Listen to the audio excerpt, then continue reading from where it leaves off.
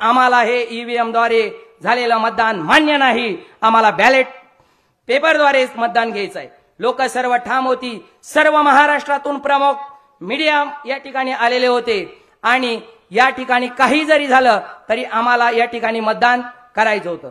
यावरती त्यांनी जमावबंदी शिवाय कुठलाही आदेश लागू केला नाही आणि आम्ही ज्यावेळेस प्रत्यक्षात मतदान करण्यासाठी सुरुवात केली त्यावेळेस मात्र पोलीस प्रशासनाने आम्हाला थांबवलं आणि तुम्ही ही गैरकृत्य आहे, परंतु घटनेतून कुठल्याही नियमाच्या द्वारे आम्हाला एखादा नियम या नियमाच्या आधारे तुम्हाला आम्ही मतदानापासून रोखतोय अशा प्रकारचं कुठलंही लेखी स्वरूपामध्ये पत्र दिलं नाही।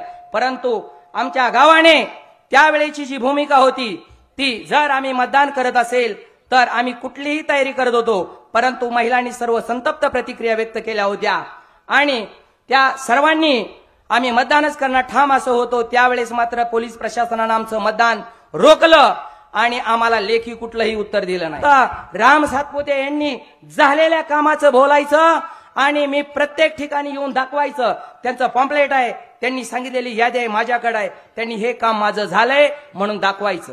ही काही ग्रामपंचायत नाही साहेब की पुढच्या 5 वर्षाचा आराखडा केला आणि तो सांगून गेले 21,89,00,000।